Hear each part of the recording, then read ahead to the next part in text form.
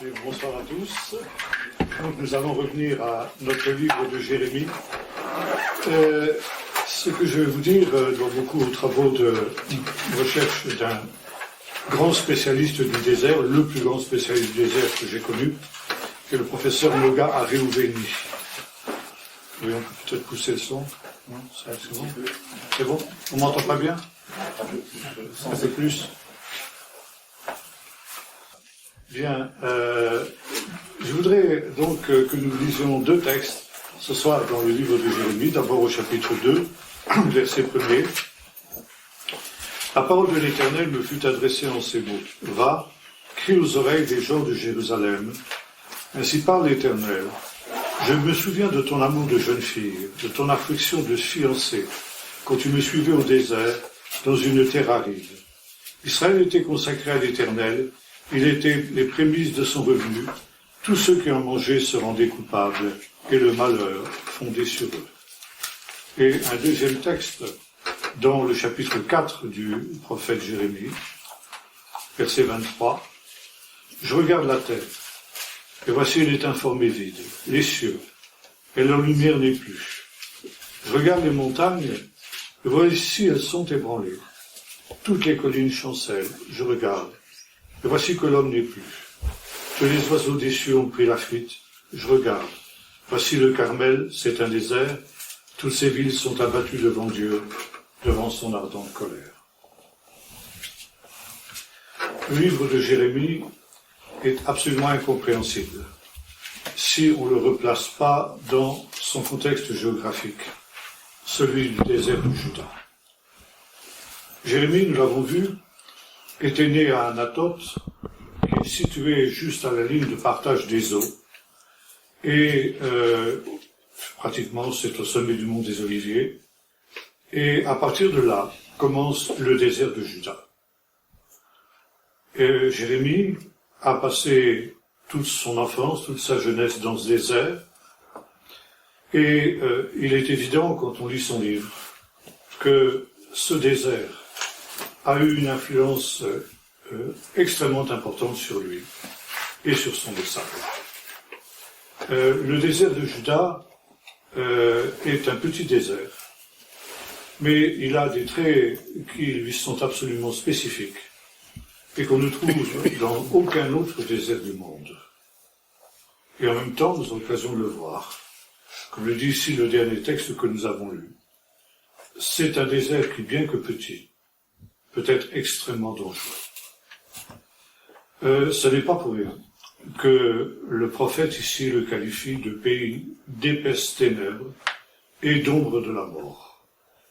Nous aurons l'occasion justement de revenir sur cette expression. Pour ceux qui ne connaissent pas ce désert, je voudrais le décrire très rapidement.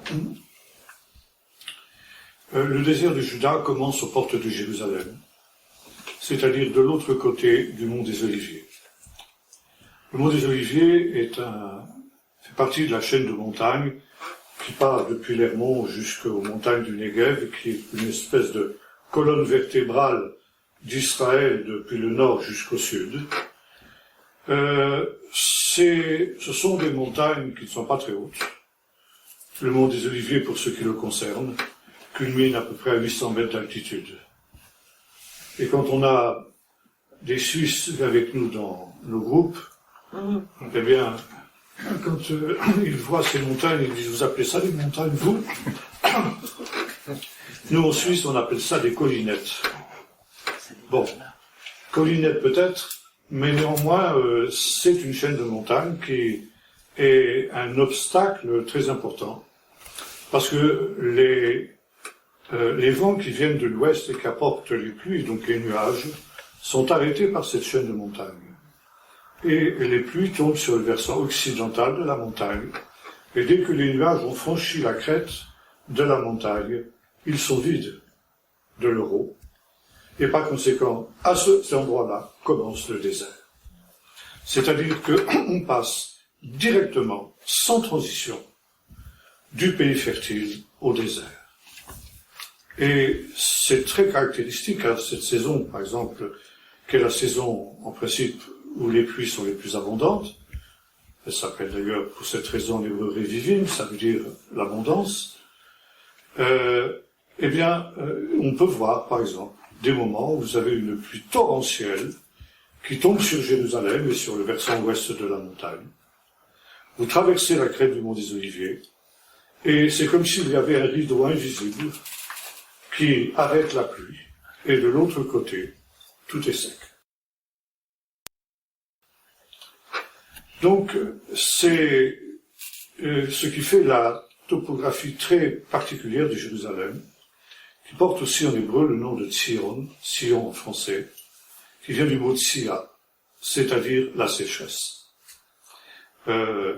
Sion, c'est le pays de la sécheresse. Et l'importance de Jérusalem tient au fait que, justement, elle est située près d'une des rares sources qu'il y a dans toute cette région, la source de Gihon, qui depuis les temps les plus reculés a donné naissance à la ville, et en même temps qui a permis à la ville de prospérer justement à cause de cette topographie très particulière qui fait qu'elle est juste à la limite du désert. Et cela permet justement à des gens qui ont besoin de s'enfuir, eh bien, de se réfugier rapidement dans le désert. Le désert, c'est aussi un endroit où les bannis, les proscrits, les malfrats, disons aussi les choses, eh bien, peuvent se réfugier. Si vous connaissez votre Bible, vous savez par exemple que lorsqu'il sera poursuivi par Saül, c'est dans ce désert qu'il connaît bien, puisqu'il est né à Bethléem. Bethléem, c'est 5 kilomètres au sud de Jérusalem, à peu près à la même hauteur, à la même latitude. Donc, David, comme Jérémie d'ailleurs, connaissait le désert comme sa poche. D'ailleurs, les psaumes aussi, les psaumes de David, sont empreints justement par l'image du désert, ne serait-ce que le psaume 23, que souvent nous avons du mal à comprendre d'ailleurs, parce que nous le resituons dans notre contexte à nous occidentaux. David s'est réfugié dans cet endroit, il n'est pas le seul.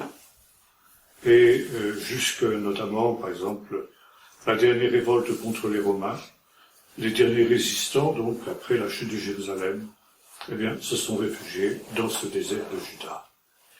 Désert qui, pour ceux qui ne le connaissent pas, est difficilement accessible, nous allons voir pourquoi dans un instant, et qui en même temps, pour ceux qui le connaissent bien, justement permet de brouiller des pistes.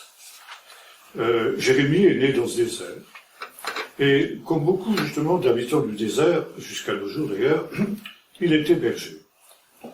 J'ai eu l'occasion déjà de vous dire, mais j'y reviens, qu'en hébreu, il y a plusieurs mots pour désigner le désert. Et le mot qui est le plus souvent employé, qui est le mot midbar, est un mot qu'on traduit par désert, mais ça n'est pas à proprement parler le désert. Désert, c'est un endroit où il ne pleut pas assez pour cultiver, encore que, dans certains endroits, quand il y a des pluies abondantes l'hiver, on peut cultiver un peu. Il y a aussi des endroits où, après les pluies, l'eau se conserve à cause du fait qu'on est dans une espèce de cuvette. Et là, de fait, il peut y avoir aussi des champs cultivés.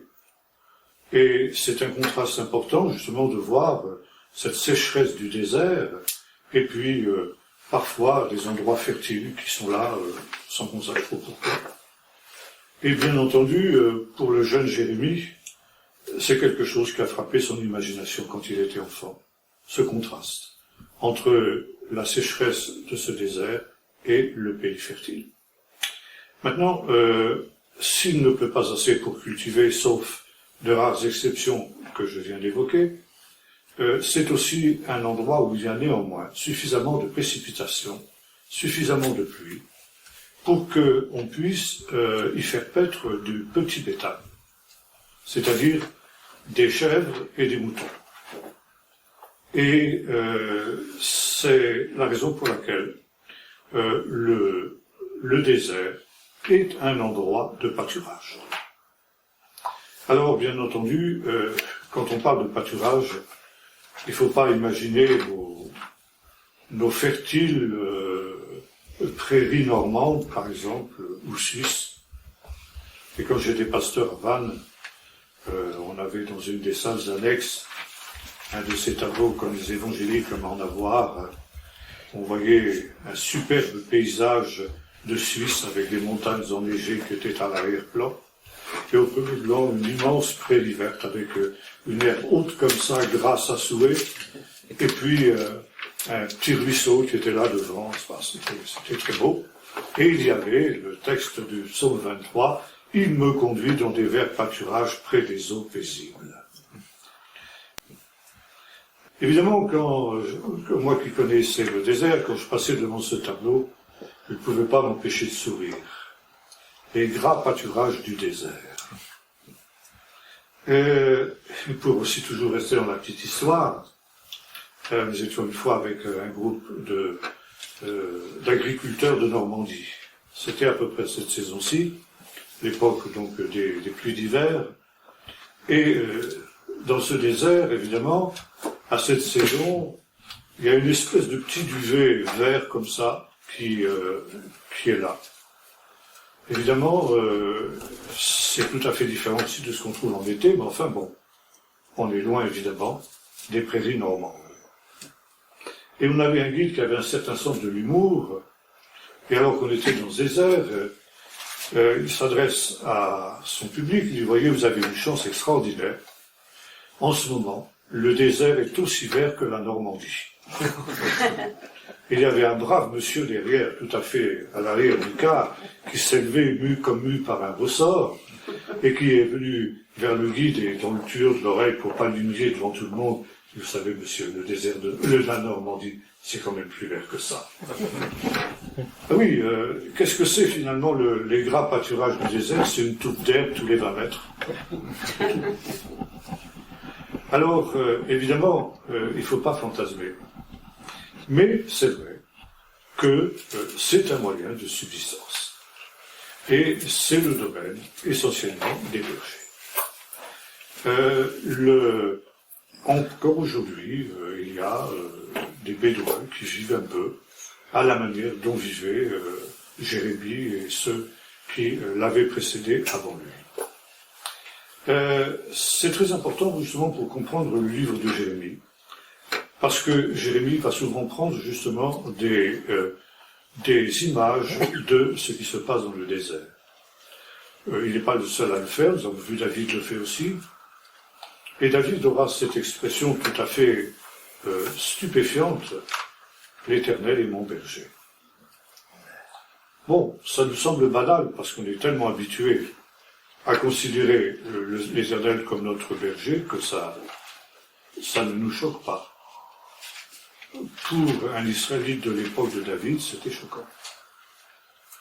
Parce que, comme nous l'avons vu, il y a toujours, depuis Caïn et Abel, un antagonisme entre les bergers et les agriculteurs. Parce que, dans les périodes de sécheresse, les bergers ont tendance à pousser leurs troupeaux dans le désert vers les champs cultivés, ce qui ne fait pas l'affaire des agriculteurs, bien évidemment. Et ça se termine souvent par des rixes, des bagarres, justement, entre les bergers et les bergers, de ce fait, sont des gens qui sont méprisés. C'est pourquoi penser que Dieu puisse établir sur son peuple d'Israël comme roi un berger, c'est absolument stupéfiant pour un Israélite de cette époque. Et plus encore, oser dire que Dieu est un berger, c'est aussi encore plus choquant. Bon. Maintenant, le Midbar, ce qu'on appelle donc, qu'on traduit par désert, donc endroit de pâturage, eh bien, peut donner suite aussi au véritable désert.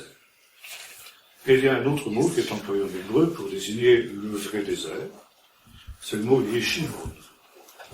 Yeshimon. Yeshimon, ça vient l'adjectif yavesh, c'est-à-dire un endroit qui est véritablement sec.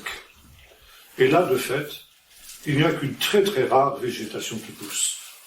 Une végétation suffisamment rare pour que même l'élevage du petit bétail soit impossible dans cet endroit.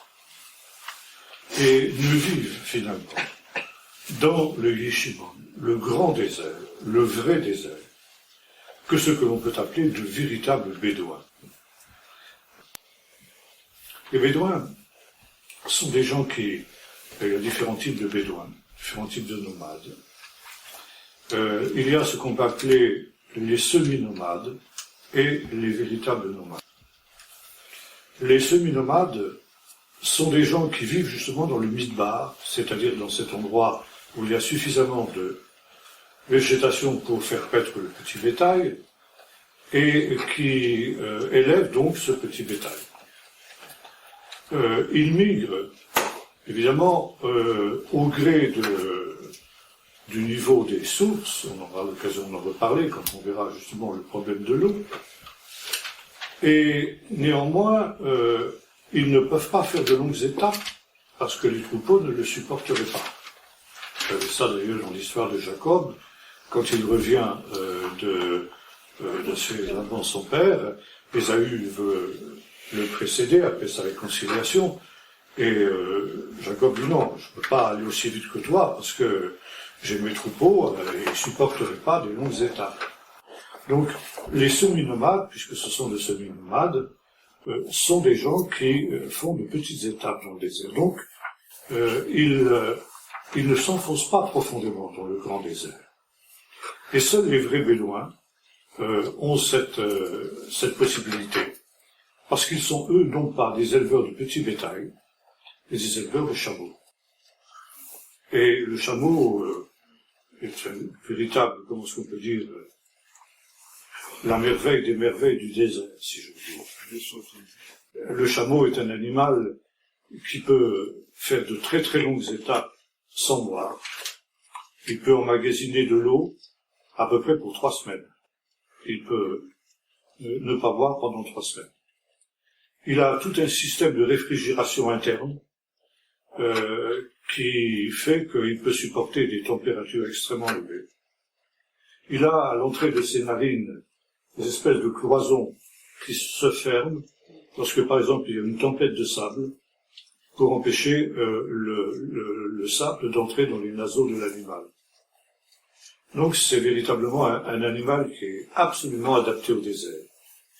Il a des sabots suramortisseurs également, si j'ose dire, qui lui permettent de galoper dans des endroits escarpés, pierreux, donc c'est véritablement un animal extraordinaire.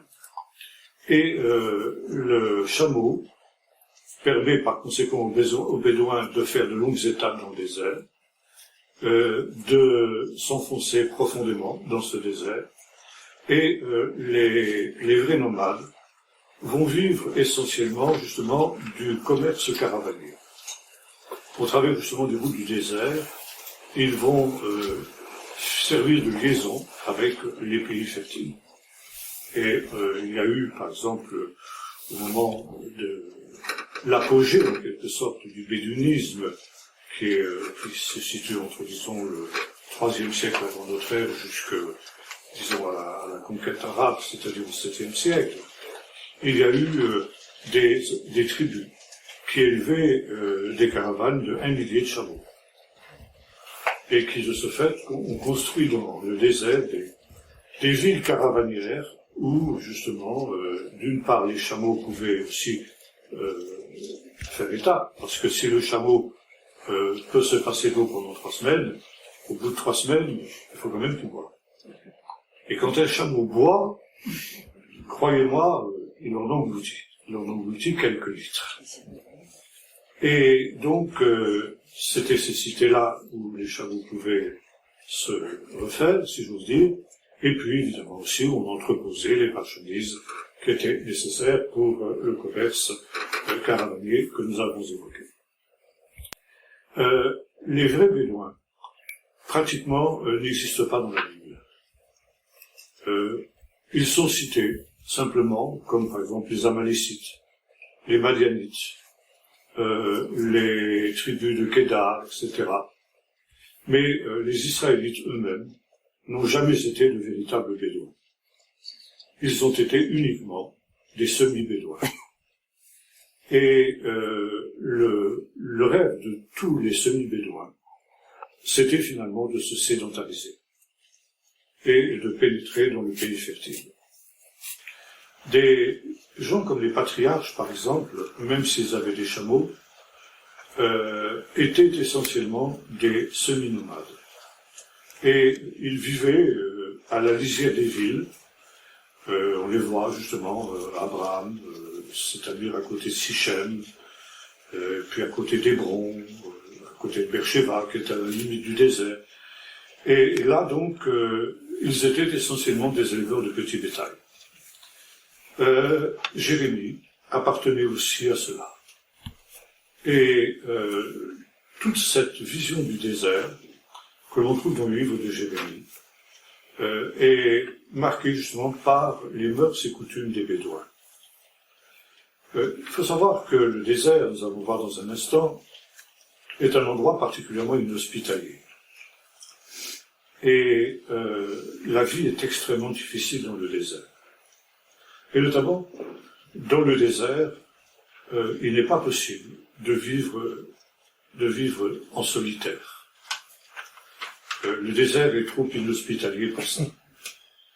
Et un des châtiments que l'on pouvait infliger à quelqu'un que l'on voulait châtier, c'était justement de l'exiler tout seul dans le désert. Agir de cette manière-là, c'était pratiquement le condamner à mort. Et vous avez un exemple dans le livre de la Genèse, lorsque Abraham est amené à chasser Agar et son fils Ishmaël, donc avec une simple cruche d'eau, eh bien, logiquement, pour Agar et son fils, la mort était au bout du chemin. D'ailleurs, c'est ce qui a failli se passer, puisque après qu'elle ait épuisé sa réserve d'eau, eh bien, il n'y avait plus d'espoir pour elle, et il a fallu un miracle pour que le Seigneur lui permette de subsister et de faire jaillir ce puits donc qui est évoqué dans ce texte. Si bien que la vie dans le désert, c'est une vie qui est tribale. Et il faut comprendre aussi ce qu'est l'organisation d'une tribu. Les Israélites, au moment de la sortie d'Égypte, ont vécu en tribu, parce qu'ils ont passé 40 ans dans le désert. Et volens nolens, ils ont été obligés, justement, de se plier à cette structure patriarcale, clanique, qui est celle des Bédouins du désert jusqu'à nos jours. La tribu est constituée d'une unité de base que l'on appelle dans la Bible Bet Av. Alors, ça veut dire littéralement maison du Père. Et un homme comme Second, par exemple, qui ne connaissait absolument pas le pays d'Israël, n'a pas compris cette expression, et il l'a traduite d'une manière épouvantable, les maisons paternelles. Parce qu'est-ce que ça veut dire, maison paternelle? Rien du tout. En fait, Bet Av, c'est la famille de base, c'est-à-dire le père, la mère et les enfants. C'est une Bet Av. Et c'est l'unité de base, mais elle ne peut pas subsister même en tant que telle dans des heures. Et au-delà de la Bet Av, il y a ce qu'on appelle la Mishpacha. Mishpacha, ce sont les différentes Baté Avot qui descendent du même ancêtre.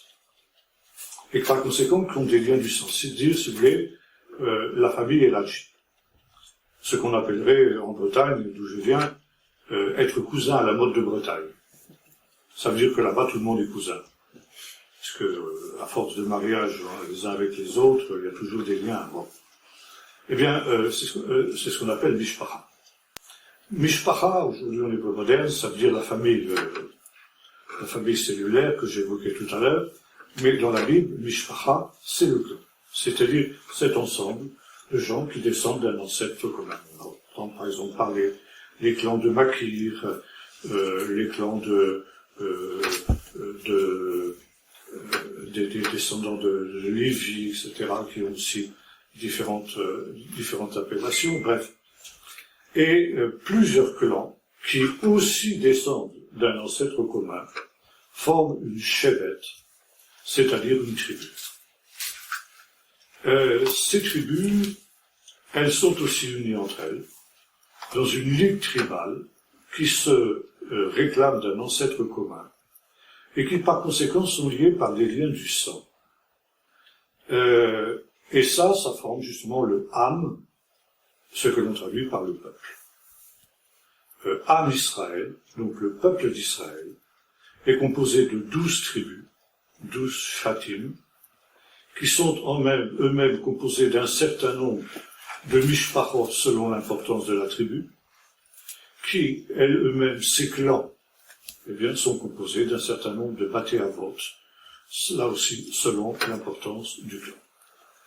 Le clan, alors, c'est le Ham, le peuple, a conscience d'une solidarité, et la notion de solidarité est essentielle pour la survie dans le désert. On ne peut survivre que si on s'entraide les uns les autres. Et ce faisant, donc, la tribu et le Ham est dirigé par des anciens qui font autorité. C'est une structure, disons, on ne peut pas appeler ça démocratique, c'est pas au sens moderne du terme vraiment une démocratie, mais disons, c'est une forme de démocratie primitive quand même, parce que il n'y a pas d'une autorité, d'un chef dictatorial, quoi. Ce qui sera le cas, d'ailleurs, sera le problème quand le peuple d'Israël voudra un roi. Samuel lui dit, mais qu'est-ce que vous faites? Vous demandez un roi, en fait, ce sont les anciens qui dirigent. Et lorsque, au moment du schisme, après la mort de Salomon, les 10 tribus du Nord vont se séparer des tribus du Sud, c'est parce que justement les anciens des 10 tribus n'accepteront pas le joug de fer que Salomon aura imposé et que son successeur voudra perpétrer. Donc il va y avoir révolte, et finalement le royaume du Nord aura toujours justement cette structure tribale qui fait que lorsque un roi ira beaucoup trop loin, eh bien il sera déposé par des révolutions parfois violentes à l'instigation des anciens, qui sont les véritables chefs des tribus. Et si vous allez maintenant aujourd'hui en Israël, vous trouverez exactement la même structure. Notamment dans le problème actuel du conflit israélo-palestinien, une des réalités que les Occidentaux ignorent complètement, c'est que la structure des Arabes d'Israël, c'est une structure tribale jusqu'à nos jours. Et que en fait, les véritables chefs ne sont pas des gens parachutés de l'extérieur, l'autorité palestinienne, l'ONP, etc. Mais les véritables chefs, ce sont les anciens. Et finalement, il y a antagonisme entre justement l'establishment officiel qui a été reconnu par les nations, et puis finalement les réalités sur le terrain. Et ça actuellement, que ce soit le gouvernement israélien, que ce soit même le gouvernement américain avec son plan, est en train de le découvrir et entend court-circuiter l'autorité palestinienne pour prendre contact directement avec les anciens. Mais évidemment, ça c'est une société qui n'est pas du tout homogène. Donc, établir quelque chose de stable dans ce domaine-là à des gens qui sont habitués justement à une instabilité, parce que le bédouin est quelqu'un qui va et qui vient, qui ne reste pas en place.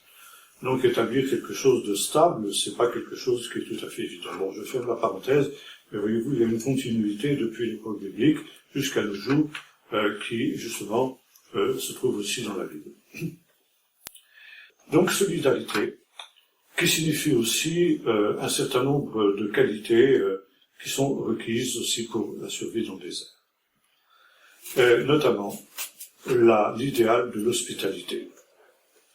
Ce qui est le plus prisé chez les Bédouins, et d'une certaine manière chez les Orientaux qui en ont hérité, c'est la notion de l'hospitalité. Quelqu'un qui est seul dans le désert, nous l'avons vu, ne peut pas subsister.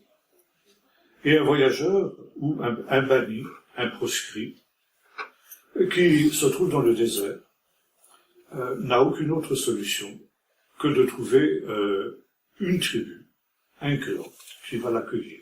Sinon, pour lui, c'est la mort. Et les lois du désert, jusqu'à nos jours d'ailleurs, stipulent que qui que ce soit qui vienne dans le campement et qui touchera, par exemple, le piquet de la tente, eh bien, est un hôte. Et sa personne est sacrée. La tribu, tous les membres de la tribu, doivent le protéger et le défendre, au prix, éventuellement, de leur vie.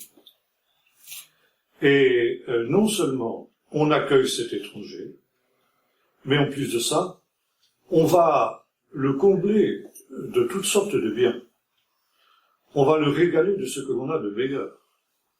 Et les différents clans qui composent la tribu vont rivaliser entre eux pour être ceux qui vont offrir à l'étranger les meilleurs repas, la meilleure tente, etc. Bien, cette hospitalité, elle n'est pas éternelle. Au bout de quelque temps, l'étranger en question doit opter. Ou il poursuit sa route, ou éventuellement, s'il se trouve bien là, eh bien, il peut demander à être adopté au sein de la tribu. Et là, donc, il va devoir, évidemment, se soumettre aux règles de la tribu. Et il va être intégré au sein de cette tribu, même si, biologiquement, il n'en fait pas partie. Et, par exemple, si c'est un anonyme quelconque, eh bien, il va être considéré comme le fils de l'ancêtre de la tribu ou du clan.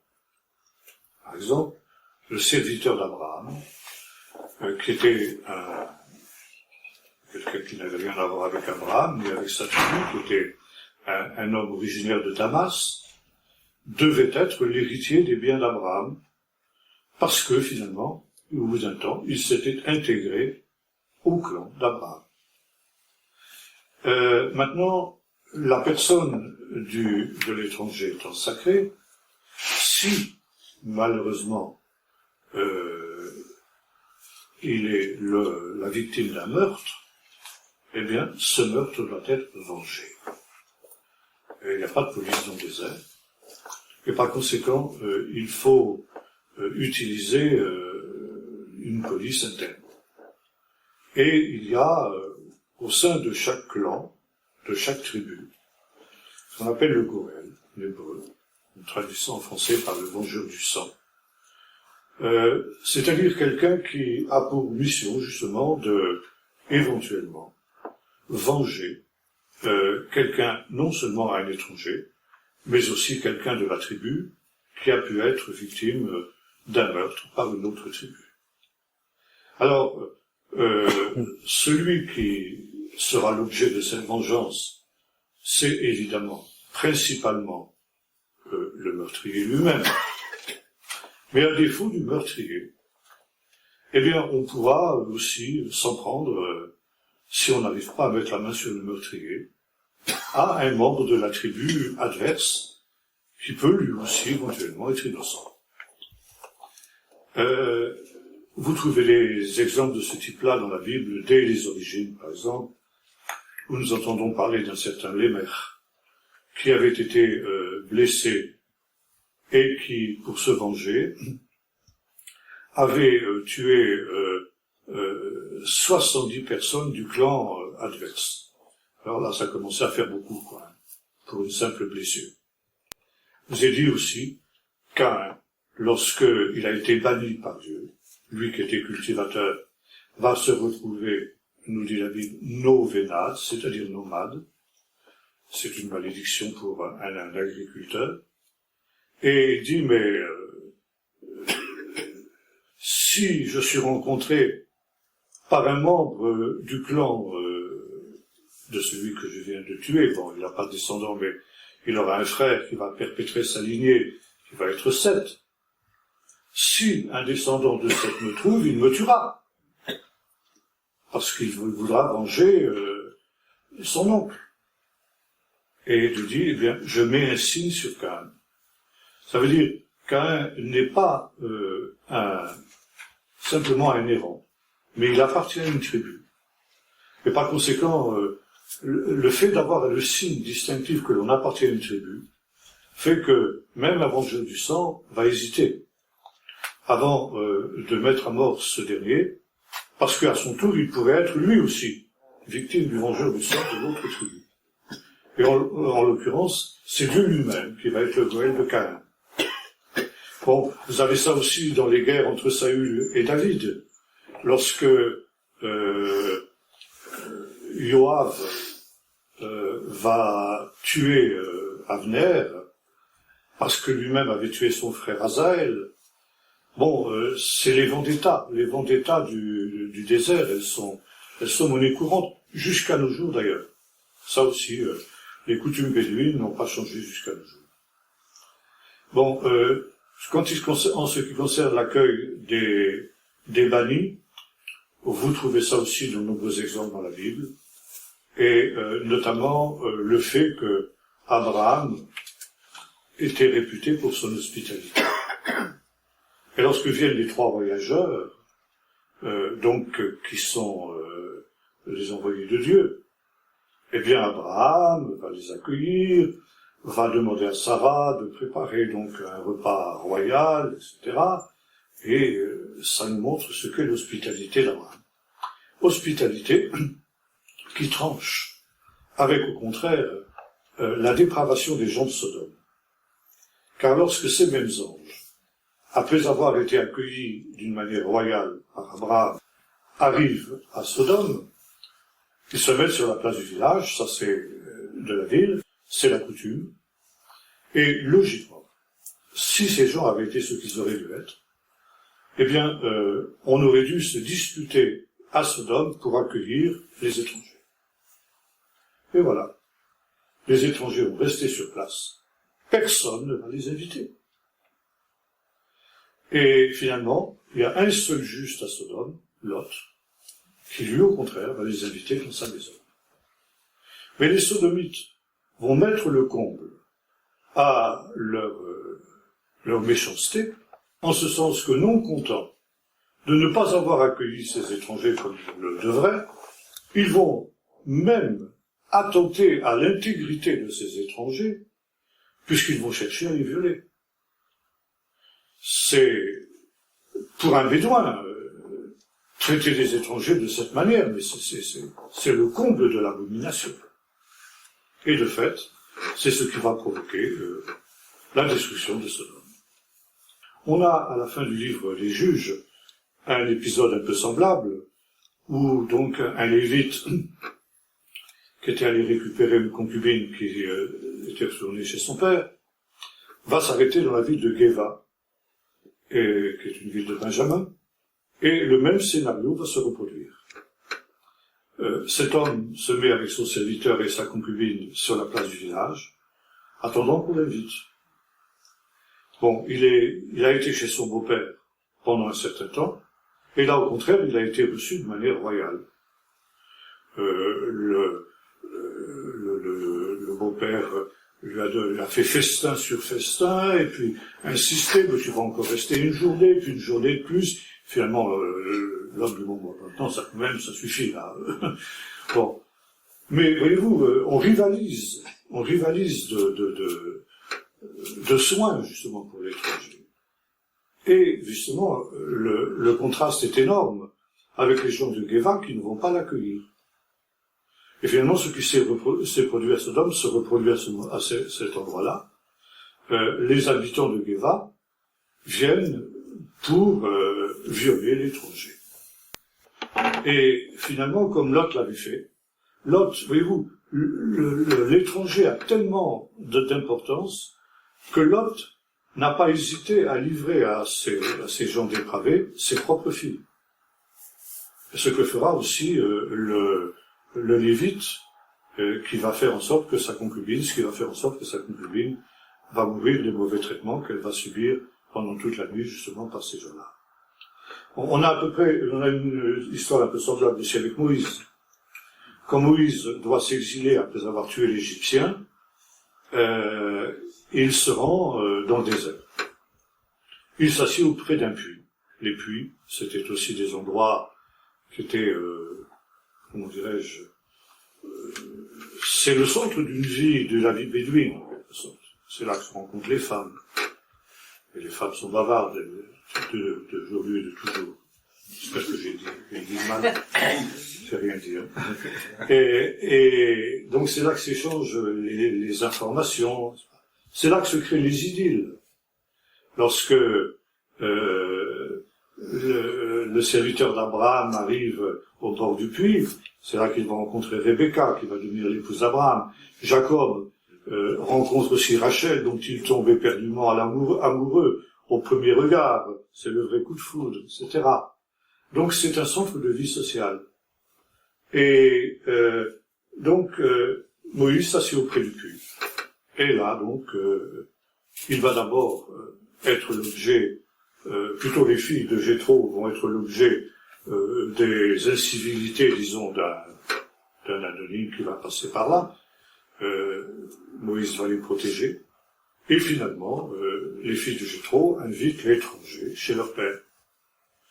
Et bien entendu, là, Jéthro, lui, est un homme de Dieu, donc il va accueillir dignement cet étranger qu'est Moïse. Et finalement, Moïse dit, après tout, je me sens bien chez toi. Je vais y rester. Et il s'intègre, et même, il va épouser une fille de Jéthro. Donc, voyez-vous, ici, c'est le processus normal de ce qui se passe, justement, dans le désert. Moïse va devenir berger. Lui aussi, c'est quelque chose qui va le déshonorer. C'est-à-dire que, après avoir été, disons, au sommet de ce qu'on peut imaginer, prince d'Égypte, il va se retrouver tout à fait au bas de l'échelle sociale, donc un simple berger dans le désert. Et c'est pourquoi, quand Dieu l'appelle dans le buisson ardent, il dit, mais qui suis-je, Seigneur? Je suis un simple berger. Et tu vas quand même pas demander à un berger d'être le chef de ton peuple d'Israël. Ah oui, justement. Comme dira plus tard l'apôtre Paul, Dieu choisit les choses viles du monde pour confondre les forces. On retrouve évidemment cette image du désert aussi dans le Nouveau Testament.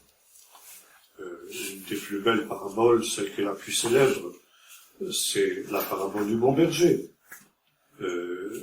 Jésus aussi dira « Je suis le bon berger ». Et Jésus va évoquer ces coutumes des Bédouins du désert, ce qu'on appelle la Hamoula, en arabe jusqu'à aujourd'hui, n'est-ce pas? C'est-à-dire ces enclos dans le désert, où on rentre les brebis le soir, les brebis et les chèvres, pour les mettre à l'abri des bêtes féroces. Et encore aujourd'hui, c'est intéressant de voir que le berger reste à proximité. Alors, parfois, effectivement, il se couchait devant la porte, si bien que la bête féroce, si elle voulait entrer dans la Hamoula, devait passer d'abord par le berger. Mais aujourd'hui, c'est plutôt, ils ont une espèce de litière à côté de l'entrée, où ils ont leur sac de couchage, leurs provisions, etc. Ça aussi, bon, les bêtes féroces, il y en a encore, des loups en particulier, mais il n'y a plus, comme le disait David, des lions, des ours. Vous vous souvenez que David raconte comment, justement, il a dû lutter contre ces bêtes féroces pour protéger ses brebis. Et le berger, pour ce faire d'ailleurs, et on retrouvera ça aussi dans le livre du prophète Jérémie, où on voit, c'est là ici le point de départ de la parabole du bon berger, n'est-ce pas? Le berger a un bâton spécial. J'en ai un chez moi. J'ai pas pu l'amener malheureusement parce que je suis venu en avion. Mais autrement, quand je parle de ces choses, je l'amène avec moi. Le bâton du berger, c'est son instrument de travail principal. Le métier de berger, c'est un métier difficile. Non seulement il faut avoir une connaissance approfondie du désert, mais il faut justement être courageux. Parce qu'on a affronté des bêtes féroces, et aussi, évidemment, des pillards. Le désert était infesté de gens pas très fréquentables, et la parabole du bon berger vous le rappelle. La parabole du bon samaritain le rappelle. La route qui va de Jérusalem de Jéricho traverse le désert de Juda, justement. Et le voyageur est tombé entre les mains de brigands. Donc il faut savoir justement se défendre. Remarquez, ça n'a pas beaucoup changé. Parce que aujourd'hui, si vous voulez faire une excursion dans le désert de Juda, il vaut mieux être armé. Parce qu'on ne sait jamais sur qui on va tomber. Bon. Ça n'a pas beaucoup changé, voyez-vous, les choses depuis les origines. Et c'est pourquoi le désert est véritablement un endroit extrêmement dangereux. Vivre dans le désert, pour un berger, c'est quelque chose qui implique une personnalité de premier plan.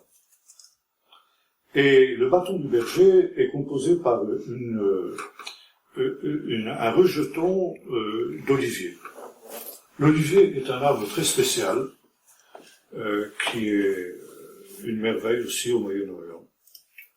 Et c'est un arbre qui est pratiquement indestructible. Je vais rester là parce que je ne vais pas m'éloigner du micro, et je reculerai tout à l'heure pour vous expliquer. C'est un arbre qui est pratiquement indestructible. C'est ce qui nous est dit dans le chapitre 11 du prophète Ésaïe, où il nous est dit un rejeton des trappes du tronc d'Ishaï et le rejeton de ses racines fructifiera, vous connaissez ce texte. Et l'olivier, quand on le coupe, repousse toujours. C'est un arbre qui peut vivre jusqu'à 2000 ans. Et donc, qui est un symbole aussi d'éternité. J'avais un ami en Israël qui, un jour, m'avait montré devant son portail, il avait un olivier qui poussait, puis ça lui gênait pour rentrer sa voiture.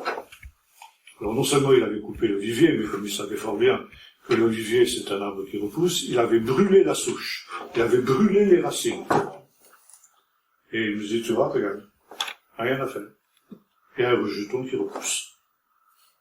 À quelques distances.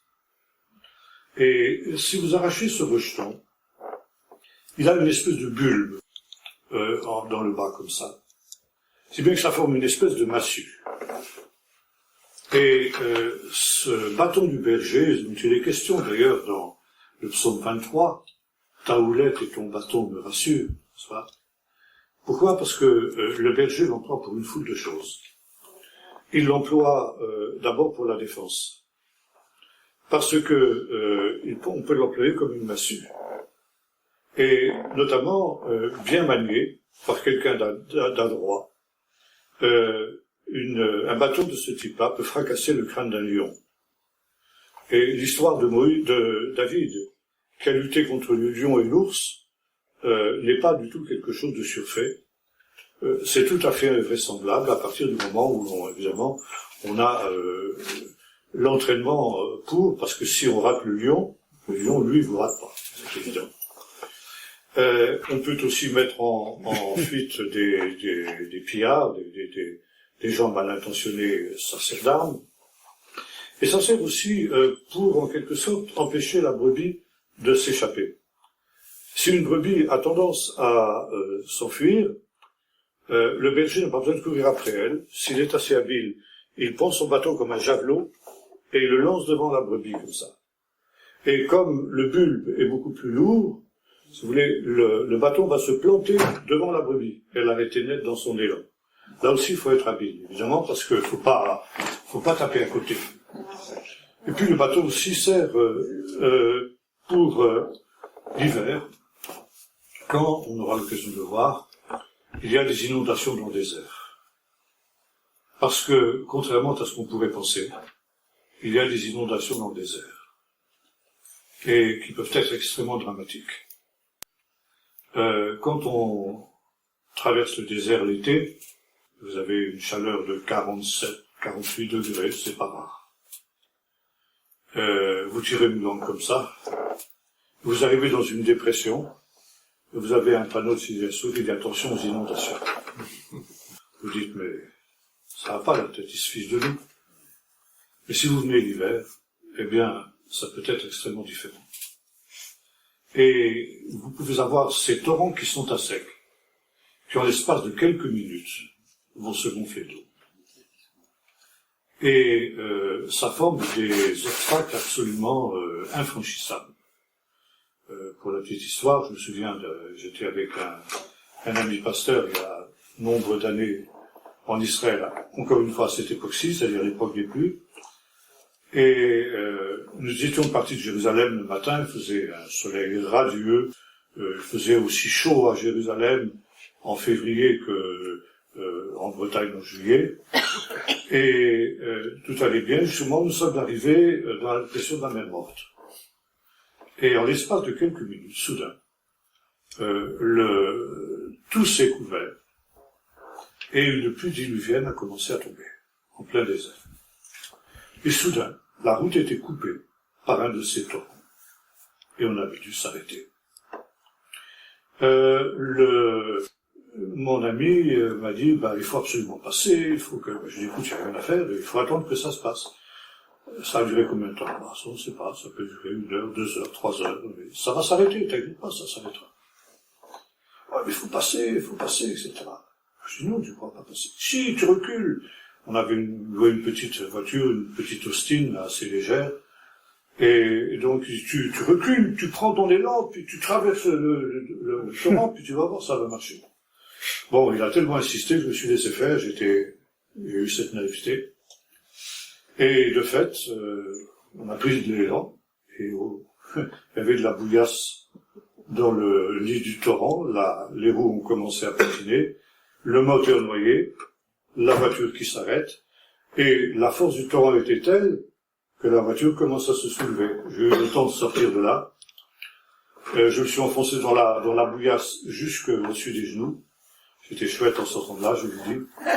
Et heureusement qu'il y avait une Jeep militaire qui était là, avec un câble, avec un crochet, qui nous a tiré la voiture de cette position difficile, sinon on pouvait dire au revoir à la voiture. Alors vous comprenez, quand on se trouve devant un obstacle de ce type-là, un berger se trouve devant un problème de ce type-là, avant de traverser le torrent, eh bien, il va sonder le torrent. Et le bâton sert justement à sonder le torrent. Et vous vous souvenez aussi de cette parole de Jacob sur son lit de mort, quand, dans les bénédictions qu'il donne à ses fils, il évoque ce qu'a été son départ d'Israël et son retour. Quand il dit qu'il est revenu avec de grandes richesses, puisque Dieu l'avait béni, mais qu'au départ, il avait traversé le Jourdain avec son bâton. Pourquoi avec son bâton? Parce que ça lui permettait, on traversait le Jourdain à gué, la profondeur, justement, et si c'était pas boueux non plus, enfin bref, tout ce qui était nécessaire pour se faire. Alors, voyez-vous ici, c'est important de comprendre ces choses-là, pour justement comprendre le contexte du livre de Jérémie. Et je citerai un dernier point, encore une fois avec le professeur Nogar Reoubeni, le grand spécialiste du désert, dont je vous parlais tout à l'heure, qui racontait ça. Lui, pourtant, qui connaissait le désert d'une manière très, très approfondie, il a été pris dans un de ces torrents lui aussi. Et il riait pas. Il voyait sa dernière heure arriver. Et finalement, il a réussi à s'en sortir, parce qu'il est passé à côté d'un rocher. Et il a pu saisir le rocher, et puis donc se sortir de ce lit du torrent. Et il disait, j'ai mieux compris le psaume 40, nous est dit, tu m'as retiré du bourbier fangeux. Parce que le bourbier était fangeux. Croyez-moi, je l'ai dit tout à l'heure que j'avais de la bouillasse jusqu'au-dessus des genoux. J'étais attendu le soir à Eilat. Je suis arrivé dans cet état-là, dans un hôtel de luxe, où devait se tenir la conférence. Bon, j'ai fait sensation.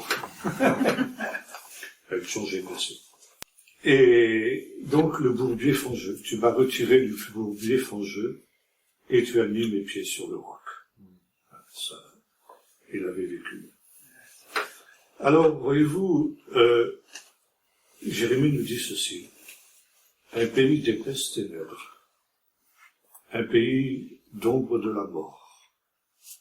Un pays, je regarde la terre, et elle est son sous le tombeau, informe et vide. Tout a disparu. Ouais, c'est un pays, comme disait aussi David, il reprend cette expression dans le psaume 23, pays de l'ombre de la mort. Quand je marche dans la vallée de l'ombre de la mort. Alors on a toujours l'habitude de spiritualiser ce verset, et un jour que je prêchais sur ce texte, une brave personne m'a dit à la sortie, dit c'est la première fois que j'entends parler de ça, parce que les seules occasions où j'entends prêcher sur le psaume 23, c'est l'occasion des enterrements, quand je marche dans la vallée de l'ombre de la mort. Mais quand il cite cette expression Eretz Mavet, pays de l'ombre de la mort, David ne pense pas justement aux enterrements, mais au désert. Et nous avons la même expression ici chez Jérémie. Pays où règne l'ombre de la mort. Pourquoi? Parce que c'est un endroit extrêmement dangereux. Et c'est spécifique au désert de Juda, qui est encore plus dangereux que les autres déserts. Le désert de Juda est un petit désert. Il fait en largeur 35 à 40 kilomètres. Donc c'est pas énorme. Il part, nous l'avons vu tout à l'heure, du mont des Oliviers, et il va jusqu'au-delà de la mer Morte, jusqu'au pied des montagnes de Moab, qui sont de l'autre côté du Jourdain. Bon, ça fait un peu plus, ça fait une cinquantaine de kilomètres, disons. 40 kilomètres jusqu'à la mer Morte. Et le problème, c'est que on est au mont des Oliviers à 800 mètres d'altitude, et à la mer Morte, on est à 400 mètres en dessous du niveau de la mer. Et c'est l'endroit le plus bas de la Terre. Ce qui veut dire que depuis le sommet du mont des Oliviers jusqu'à la mer Morte, sur une distance de 35 km à peu près, eh bien, vous avez une déclivité de 1200 mètres. Et quand on est au sommet du mont des Oliviers, c'est typique. On voit bien justement cet escarpement abrupt. C'est la route aussi de Jérusalem à Jéricho. On parle de la parabole du mont Samaritain que nous évoquions tout à l'heure. Et lorsque on traverse ce désert, eh bien, on se rend compte que ça forme une espèce de grand escalier de 4 marches. Ça veut dire, on a une première déclivité, et on a une espèce de plateau d'environ 3 à 4 kilomètres de largeur. Puis une deuxième déclivité, pareil, aussi 3 ou 4 kilomètres, jusqu'à 4 marches d'un escalier gigantesque. Et ça veut dire que quand on est sur le bord du plateau, on voit en contrebas le deuxième plateau. Et ce qui est aussi intéressant, c'est que ce désert, il n'est pas plat, non seulement dans ce sens que même le plateau, mais il est composé de dunes.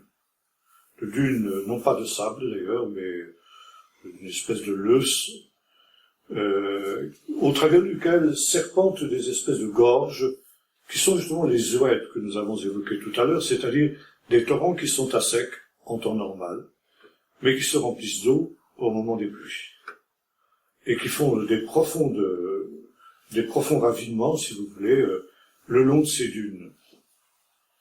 Et quand on est à bordure du plateau, on voit très bien les dunes qui sont en contrebas. Et c'est en ça que c'est extrêmement dangereux. Parce que même aujourd'hui, vous avez encore des accidents. Et le professeur va vous venir rapporter un événement qui s'est produit il n'y a pas tellement longtemps, où une compagnie de l'armée d'Israël faisait une marche dans le désert. Alors vous avez tout ce qui était nécessaire pour ça, ils avaient de l'eau, ils avaient des cartes, ils avaient des boussoles, et tout ce qu'on veut. Et puis finalement, les officiers voyaient les heures passer et la compagnie n'arrivait pas. Ils ont fini par comprendre qu'il y avait un problème. Or, on a envoyé l'hélicoptère à la recherche de la compagnie. Et cette compagnie, malgré les cartes, malgré les boussoles, s'était perdue. S'était perdue parce que justement, ces montagnes-là, quand on sort des sentiers frayés, on aura l'occasion de reparler des sentiers frayés, il en est question dans le livre de Jérémie. Mettez-vous sur les carrefours, regardez, et suivez les anciens sentiers. Si vous sortez des sentiers frayés, eh bien vous risquez de vous égarer. Et Jérémie emploie cette image pour dire les sentiers frayés, c'est quoi? C'est ce que Dieu a révélé à nos pères. C'est la Torah.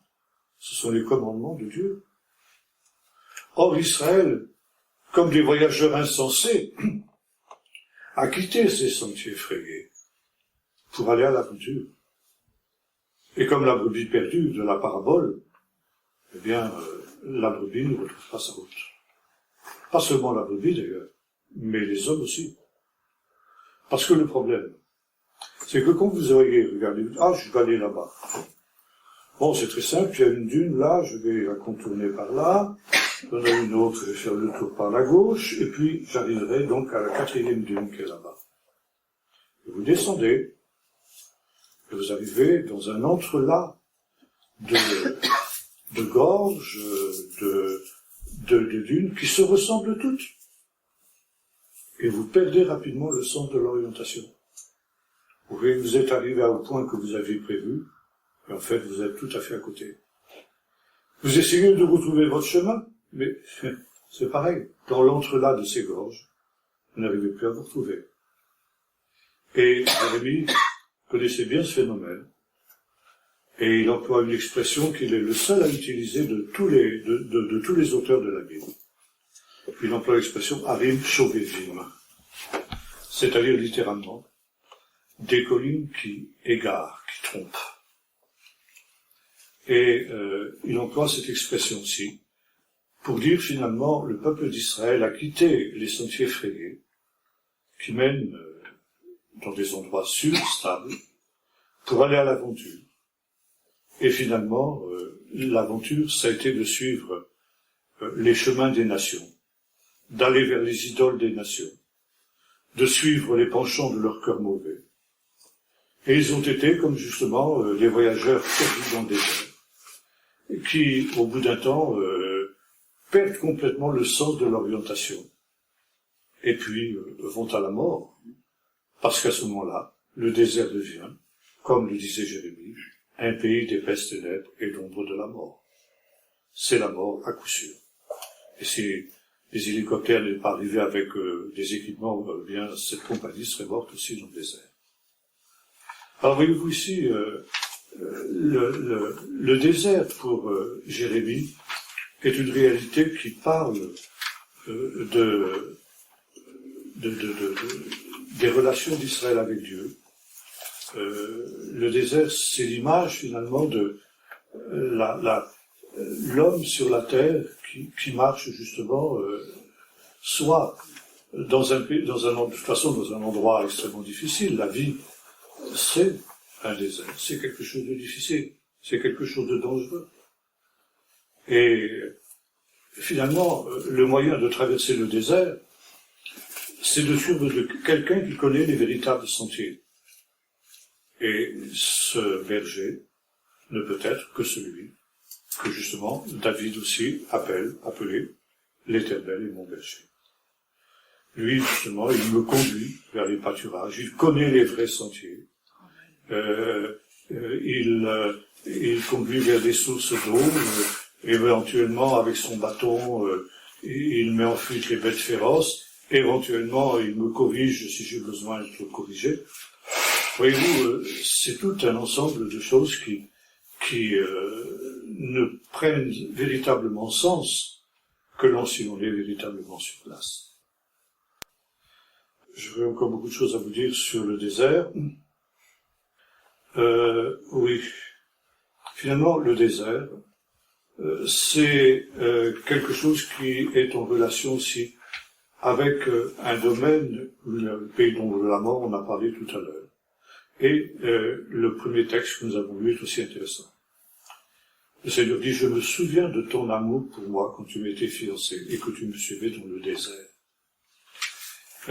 Les prophètes considèrent le séjour au désert d'Israël, c'est-à-dire les 40 ans passés au désert, comme un temps idéal des relations entre Dieu et son peuple. C'est pas toujours ce que dit la Torah. La Torah insistera beaucoup plus sur les rébellions d'Israël dans le désert.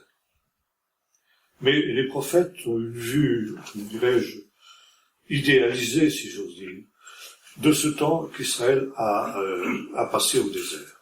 Et ils comparent ce temps avec des fiançailles. Tu m'étais fiancé au désert. Et ça veut dire que Israël était dans le feu du premier amour. Et Israël avait pour l'Éternel le même amour qu'une fiancée peut avoir pour son fiancé. De telle sorte que cette fiancée n'hésitera pas à suivre son fiancé dans des conditions difficiles, dans des endroits difficiles et dans des endroits dangereux, tellement elle l'aime. Et le désert est cet endroit dangereux. Ce pays des pestes ténèbres est donc de la mort. Et pourtant, Israël, animé par cet amour qui était le sien pour son Dieu, n'a pas hésité à suivre Israël et à suivre l'Éternel dans le désert, comme fiancé le ferait de son fiancé. Et finalement, c'est dans le désert que Israël va rencontrer son Dieu. Et là, au Sinaï, il va y avoir, après le temps des fiançailles, il va y avoir un mariage. Dieu va épouser Israël. Ça, c'est un des thèmes importants dans la tradition rabbinique en particulier. La rencontre de Dieu au Sinaï, c'est ce qu'on appelle en hébreu Brit. Brit, ça veut dire une alliance. L'alliance, c'est aussi un mariage. Par exemple, Dieu dira à Jérusalem, représentée sous la forme d'une femme qu'il va épouser, et disent, je conclus une alliance avec toi, et tu deviens ma femme. Donc, on conclut que l'alliance qui a été faite au Sinaï, c'est un mariage. Dieu épouse Israël. Et je ne sais pas si vous avez déjà assisté à un mariage juif. Les deux fiancés prennent place sur ce qu'on appelle une coupa, c'est-à-dire une espèce de dénuptial qui est tenu par 4 piquets par 4 garçons d'honneur. Et là, donc, le fiancé tourne 3 fois autour de sa fiancée en lui disant ceci, tu es sanctifié dans le sens étymologique du terme, c'est-à-dire mis à part pour être ma femme selon la Torah de Moïse et d'Israël. Et ce faisant, donc, ici, ça veut dire quoi? Tu es sanctifié, tu es mis à part. Vous retrouvez cette expression aussi chez Paul dans l'Épître aux Éphésiens, quand il dit que je vous ai fiancé à un seul époux, après vous avoir sanctifié, le Seigneur vous a sanctifié par l'eau du baptême, pour que vous soyez une épouse sans tache ni ride, ni rien de semblable. Donc sanctifié, ça veut dire il y a une alliance, c'est-à-dire un engagement réciproque. Et l'engagement est le suivant. Moi, le fiancé, je te mets à part d'entre les milliers de femmes qu'il y a autour de nous, et de telle sorte que tu seras l'unique pour moi, parmi toutes ces femmes-là. Et je m'engage à n'avoir avec aucune autre femme que toi les relations que j'aurai avec toi. Et toi, de ton côté, tu t'engages de la même manière, à faire en sorte que parmi les millions d'hommes qu'il y a dans le monde, je serai pour toi l'unique, et tu n'auras avec aucun autre homme que moi les relations que tu auras avec moi. C'est une alliance. Et finalement, au Sinaï, on retrouve exactement ça. Le Seigneur dit ceci: si vous écoutez ma parole, et si vous acceptez cette bride, cette alliance que je fais avec vous, eh bien, vous serez avec moi un peuple unique. On dit en hébreu, Am Segula. C'est-à-dire un peuple mis à part. Ça veut dire que moi, l'Éternel, je m'engage à n'avoir avec aucun autre peuple que vous, peuple d'Israël, les relations que j'aurai avec vous. Mais j'attends de votre part la réciproque, à savoir que parmi les multitudes de dieux qu'il y a chez les peuples païens, je serai pour vous le seul Dieu, le Dieu unique. Et finalement, Israël dit, nous le ferons et nous l'écouterons. C'est-à-dire, Israël accepte cette alliance, et cette alliance est scellée par un contrat de mariage, ketouva, comme dans un mariage juif, qui est finalement la Torah. Dieu va être absolument fidèle à cette alliance. Et il va donc n'avoir aucune autre relation avec aucun autre peuple. Et tout à l'heure, notre frère a chanté sur la nouvelle alliance. Et cette nouvelle alliance, on considère, un pasteur le disait il y a pas mal d'années, l'ancienne alliance, elle a été conclue avec Israël, et la nouvelle alliance, elle a été conclue avec l'Église. Il faut lire le texte. Je fais avec l'Église des nations une alliance nouvelle, c'est ça? Je fais avec la maison d'Israël et de Juda une alliance nouvelle. Vous allez dire, alors nous, les païens, qu'est-ce qu'on est là-dedans? Eh bien, on entre dans l'alliance d'Israël. Dieu ouvre cette alliance aux nations et aux païens, pris individuellement. Israël est élu en tant que peuple, le non-juif est élu individuellement, et il entre dans l'alliance qui a été conclue avec Israël. Dieu a été fidèle à cette alliance. Malheureusement, Israël ne l'a pas été. Et Israël a été comme une épouse infidèle, se prostituant, disaient les prophètes, c'est un thème qui revient chez eux constamment, comme une femme infidèle qui donc va vers des amants. Les amants, en l'occurrence, ce sont les dieux des nations. Donc l'idolâtrie est une prostitution spirituelle. Dieu patiente, il essaie de ramener Israël, il envoie pour se faire des prophètes, et finalement, ça ne marche pas. Et c'est un des thèmes aussi qu'on trouve chez Jérémie. Les montagnes qui égarent sont justement ces dieux des nations, ces multiples amants. Il parlera de ces gazelles sauvages aussi, qui sont semblables à Israël, qu'on trouve aussi dans le désert, bien sûr. Et finalement, Dieu désespéré, dit, mais il n'y a rien à faire. Israël c'est irréversible. Alors Dieu décide d'infliger à Israël le châtiment des femmes infidèles, c'est-à-dire la répudiation. Dieu va divorcer d'Israël. Et cette répudiation va prendre la forme de l'exil. L'exil, c'est Dieu qui se sépare d'Israël. Celui qui a le plus de tous les prophètes développé ce thème, c'est le prophète Osée, notamment dans le chapitre 2 de son livre. Et donc, Dieu finalement se dit ceci, et au bout d'un temps, il dit, qu'est-ce que j'ai fait? Je suis séparé d'Israël. Qu'est-ce que les nations vont dire de moi? Vont dire que j'ai échoué. J'ai pas réussi avec Israël. Et puis, surtout, en dehors de ça, il y a un fait, c'est que j'aime trop Israël pour accepter cette situation-là.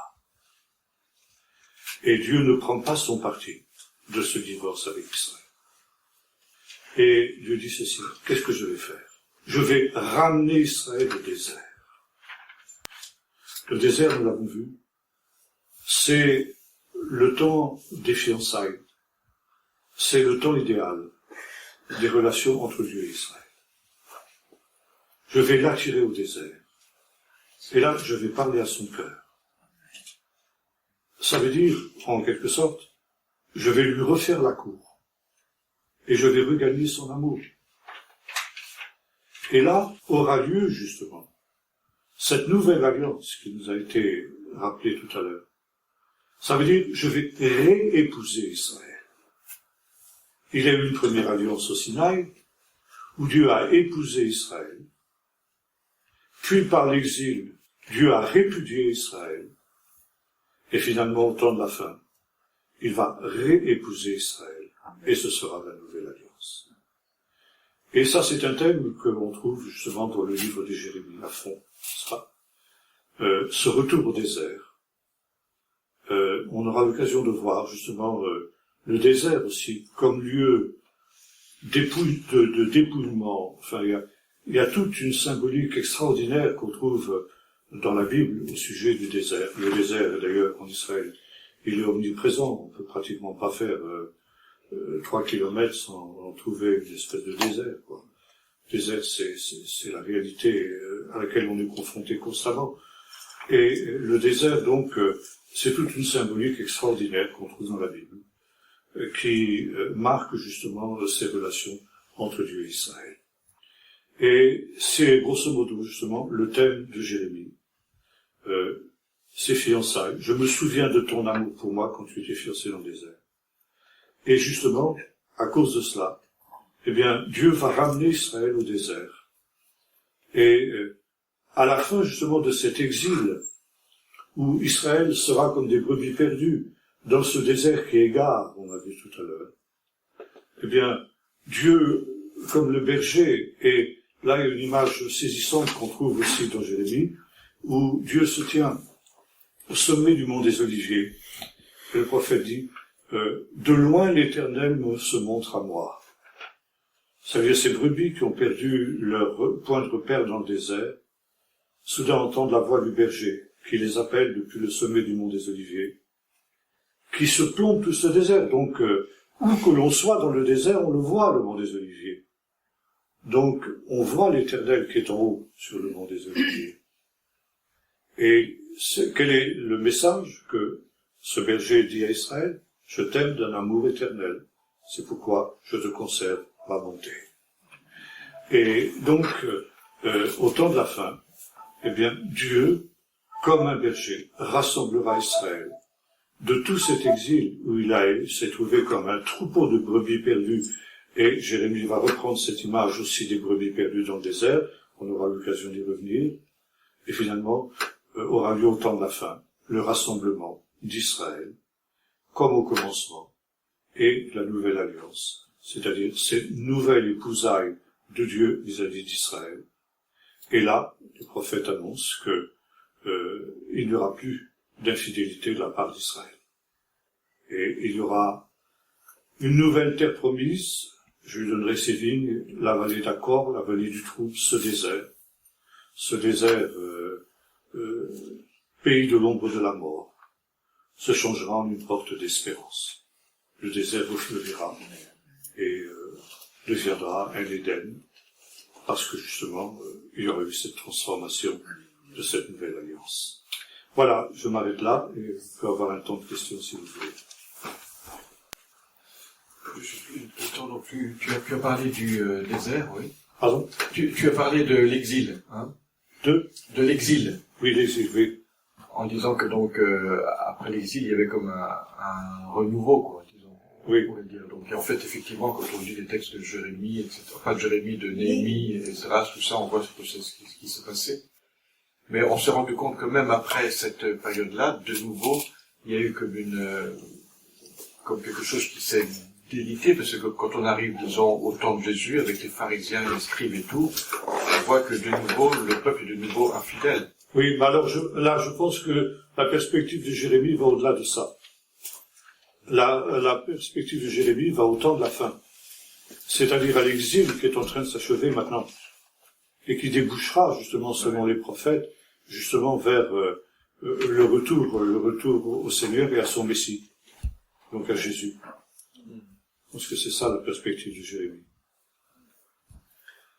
Finalement, le premier exil était un exil insignifiant, on peut dire, puisque ça a duré quelques dizaines d'années seulement, quoi. Hein. Et il n'y a pas eu véritablement de rassemblement de tous les exilés, et Néhémie lui-même le dit. Il dit finalement, c'est une minorité qui est rassemblée ici, et nous sommes de toute manière encore en diaspora, nous sommes captifs, et nous sommes sous la domination des rois de Perse. Donc c'est pas réalisé. Et finalement, on voit ça aussi avec le livre d'Esther. La majorité du peuple d'Israël vit en diaspora à l'époque d'Esther et à l'époque de Jésus aussi. Donc le peuple d'Israël, la majorité du peuple d'Israël vit en diaspora. Donc l'exil n'est pas fini à ce moment-là. Oui. Juste une question sur le détail. Vous avez dit que Jéthro était un homme des dieux. Vous voulez dire craignant Dieu, dans quel sens? Jéthro. Il a été quand même, il est quand même considéré comme un prophète, et il va donner à Moïse des conseils qu'il va suivre. Et finalement, la tribu de Jéthro va s'intégrer au peuple d'Israël selon le processus qu'on a vu tout à l'heure, que finalement des étrangers peuvent s'assimiler dans une tribu, comme l'avait fait Moïse dans la tribu de Jéthro. Et il va y avoir l'inverse après. Et les Kéniens, qui sont les descendants donc de Jéthro, justement, vont s'intégrer notamment et dans la tribu de Siméon et dans la tribu de Juda. Et les Kéniens vont devenir un clan de la tribu de Juda, alors qu'ils n'ont aucun lien biologique avec la tribu de Juda. Et ce sont des tribus comme ça qui peuvent se développer considérablement parce qu'elles intègrent des éléments étrangers qui, gagnés par toutes sortes d'intérêts, peuvent venir. Si bien que certaines tribus, qui deviennent trop grandes, sont obligées de se scinder. Et vous avez ça, par exemple, avec les tribus de Joseph. Joseph est devenu tellement important qu'il se scinde en deux, Éphraïm et Ménaché. À l'inverse, vous avez des tribus, alors vous avez ça aussi, par exemple, avec l'histoire de Abraham et Lot. Leurs troupeaux sont tellement importants qu'ils sont obligés de se scinder après avoir formé une seule tribu. Et à l'inverse, vous avez des tribus qui peuvent pratiquement disparaître et être intégrées justement dans une tribu beaucoup plus importante. C'est le cas de la tribu de Dan, par exemple, qui va devoir migrer au nord, ou aussi la tribu de Siméon, qui va finir par être complètement absorbée dans la tribu de Juda. Votre question reprend un peu ce que je voulais vous demander. Les tribus, est-ce qu'il y a eu des mélanges entre les tribus juives et bédouins de souche arabe à l'époque déjà? À l'époque de Jérémie, est-ce qu'il y avait déjà un mélange? La notion arabe des Arabes, c'est une notion moderne. Oui. Arabe, c'était des tribus bédouines au départ, mais qui étaient parmi tout un ensemble beaucoup plus vaste. J'ai parlé des Madianites, j'ai parlé des Amalécites, j'ai parlé justement, les Kéniens étaient aussi, les Kénisiens, etc., tout un ensemble, toute une population, les gens de Kédar étaient des vrais bédouins, ceux-là. Qu'est-ce qu'il y avait aussi? Dédan, il y a toutes sortes de tribus qui sont citées justement dans la Bible, mais qui, eux, par opposition aux tribus d'Israël, par exemple, étaient des vrais bédouins. On a des semi-bédouins qui vont aussi connaître cette évolution qui était celle du peuple d'Israël. C'est justement les peuples qui descendent d'Ésaü, Édom, par exemple. Moab, Ammon, le descendant de Lot. Sont des semi-nomades qui vont aussi se sédentariser comme le peuple d'Israël l'aura fait. Il y a la citation dans la parole l'homme quittera son père et sa mère et s'attachera à son épouse. Oui. Alors comment ça se passe dans une organisation de type tribal, avec tout le monde autour? Alors justement, c'est intéressant, j'ai parlé tout à l'heure, j'ai parlé d'un mariage juif, et j'ai dit que les fiancés prennent place sous ce qu'on appelle la choupa. Oui. Donc ce dé avec 4 piquets, qui représente une tente. C'est-à-dire que quand un jeune couple se mariait, encore aujourd'hui d'ailleurs chez le Bédouin, on lui offrait une tente. Et donc, il y avait une nouvelle bête ave qui allait naître par ce moyen-là. Et la choupa aujourd'hui chez les Juifs est le souvenir jusqu'à aujourd'hui de cette coutume de créer une nouvelle tente. Vous savez que, par exemple, ça dans l'histoire du mariage d'Isaac et de Rebecca, donc Isaac emmène Rebecca dans la tente de sa mère, il en est consolé. Donc c'est quelque sorte la chaîne des Tolbot, la chaîne des engendrements se poursuit. Oui. Et comment Jacob a-t-il pu se tromper au point de prendre Léa et non pas Rachel? Parce Avec la que pompe, alors. la mariée donc était présentée à le jour du mariage, son fiancé était voilé, entièrement voilé. Ah oui. Et donc quand la nuit est tombée, Jacob s'est rendu compte de rien. Et le matin, quand le soleil s'est levé, il a compris. Alors, il y a une midrash intéressant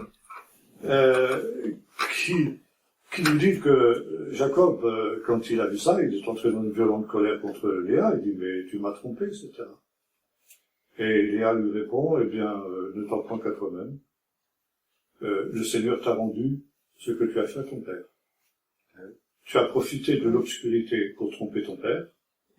Donc il était aveugle, tu t'es fait passer pour Ésaü, et maintenant tu ne plains pas. Tu as la monnaie de ta pièce.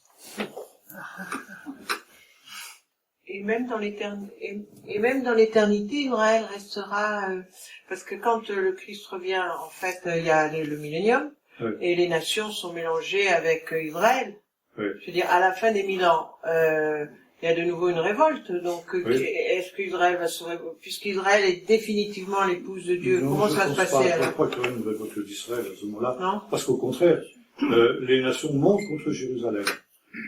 Et la ville bien-aimée, c'est pas dit Jérusalem exactement, mais c'est le camp des saints et la ville bien-aimée.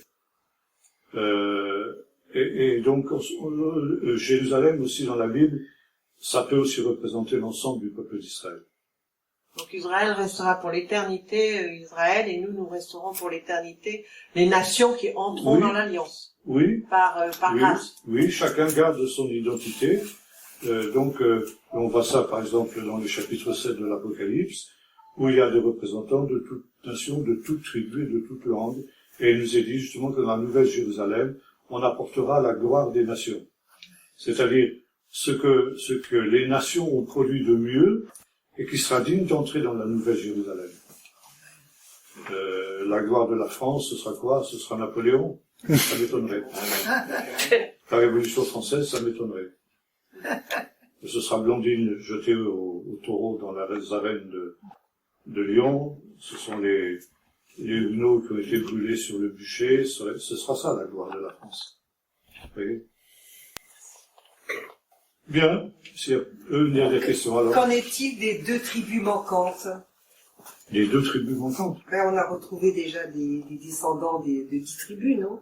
Oui. Il y a encore 2 tribus dont on n'a pas retrouvé la trace. Mais non, les 2 tribus, c'est les tribus de Juda et de Benjamin, qui forment ce qu'on appelle le peuple juif. Non, les Juifs. Pardon? Il n'en manque pas encore. Il me semblait qu'il y avait 2... 10 plus 2, si je ne m'abuse, ça fait 12. Donc, si on a retrouvé les 10 tribus, perdues, on les ajoute aux 2 tribus qui forment le peuple juif, ça fait 12. Voilà. et les 10 tribus ont été retrouvées. Comment? Les 10 tribus. Les 10 tribus ont été retrouvées, oui. Oui. Alors, une dernière... Jean-Marc, bon, à Gadière, tu as parlé de 40. T'as dit, et c'est l'épreuve. De quoi? Et 40 ans. tu as parlé du nombre 40. Oui, du C'est nombre l'épreuve. Oui. Et Jésus a été 40 jours dans le désert. Oui. Oui. Parce qu'il a été éprouvé.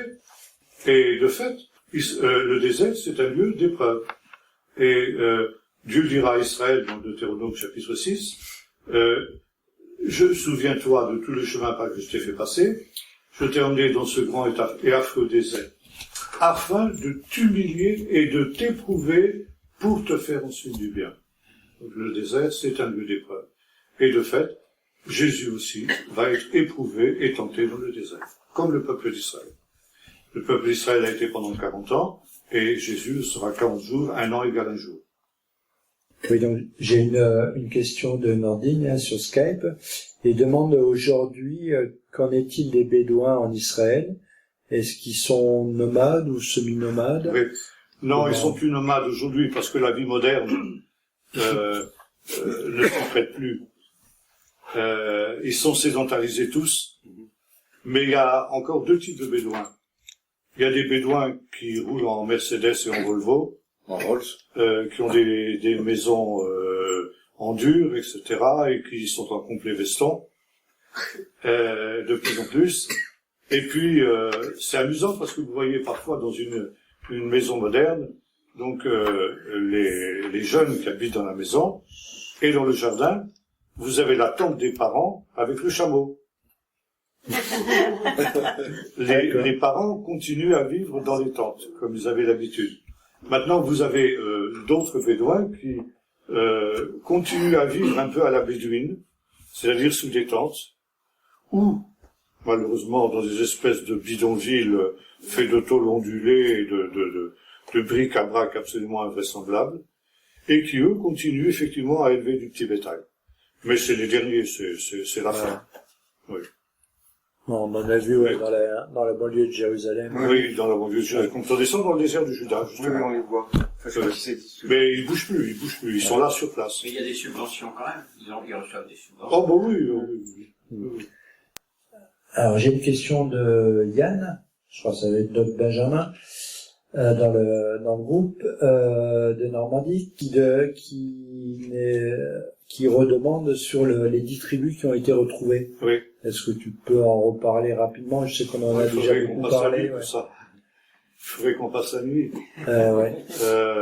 Oui, de fait, les 10 tribus ont été retrouvées. Voilà, disséminées dans différents pays. Disséminées, non, justement, comme le dit la Bible, dans le chapitre 11 d'Ésaïe, où il est dit ceci, il élèvera une bannière pour les peuples, il rassemblera les Nédiché Israël, les Néfutse Yehuda, les 4 extrémités de la terre. Et là, il y a 2 mots différents. Nédiché Israël, Néfutse Yehuda. Néfutsim, ça veut dire les dispersés. Ça, c'est pour Juda. C'est-à-dire pour ce qu'on appelle les Juifs. Ils sont dispersés sur toute la surface de la diaspora, quoi. La diaspora. Ouais. Nédichim, c'est des gens qui sont dispersés aussi, mais qui restent ensemble. Et qui restent ensemble dans un endroit précis. Et donc, l'idée, l'interprétation que les rabbins ont donnée de ces expressions, c'est qu'au temps de la fin, il faudra chercher les 10 tribus, non pas sur la terre entière, comme c'est le cas pour ceux du Juda, mais au-delà, comme c'est écrit dans le chapitre 17 du 10e livre des rois, au-delà des fleuves alors comment est-ce que c'était, il y a une expression dans le texte, j'ai oublié, au-delà des fleuves, c'est l'Euphrate, quoi. Donc, de l'Euphrate jusqu'à la mer de Chine. Et de fait, on a retrouvé là, depuis maintenant, depuis les années 80 du siècle dernier, disons jusque maintenant, on a retrouvé des descendants de ces 10 tribus, jusqu'au Japon, je crois. Hein. Jusqu'au Japon, hein. Jusqu'au Japon, oui. Essentiellement en Afghanistan, parce que la population primitive de l'Afghanistan, c'est les 10 tribus perdues, qui s'étaient révoltées contre le roi d'Assyrie qui les avait déportés au nord de la Syrie, et que le roi a déporté à nouveau pour pas qu'ils se révoltent une troisième fois, dans des montagnes désertes, à 1000 kilomètres de la Syrie pour qu'ils n'embêtent plus jamais personne. Et finalement, on a découvert, le professeur, comment il s'appelle, Avigdor Shachan, a découvert que c'était le peuplement d'origine de l'Afghanistan, c'était les 10 tribus. Et de là, ils ont immigré jusqu'en Inde et jusqu'en Chine et jusqu'au Japon. Mais le Kenya, c'était le... Kenya, il y a des descendants vraisemblablement des marins de Salomon, qui sont venus s'établir, qui ont établi des espèces de, comment dirais-je, de forteresses, quoi. Ah, les forts. Pour que les bateaux qui faisaient le trafic depuis Eilat jusqu'à Ophir, Ophir c'est vraisemblablement l'Afrique du Sud, puissent hiverner. Et donc on les tirait, trouvait des provisions, etc. Et ils attendaient que les alizés aient fait demi-tour pour remonter. Et ça, on est à peu près sûr qu'il y a des descendants des marins de Salomon avec les marins de Tyr. Ah oui, non, je confondais, c'est pas le Kenya, c'est l'Éthiopie, qui était la tribu Ah, de Éthiopie, Dan. alors oui, ça c'est la tribu de Dan. De Dan, ouais. La tribu de Dan. Bien, on va en rester là pour ce soir. Merci.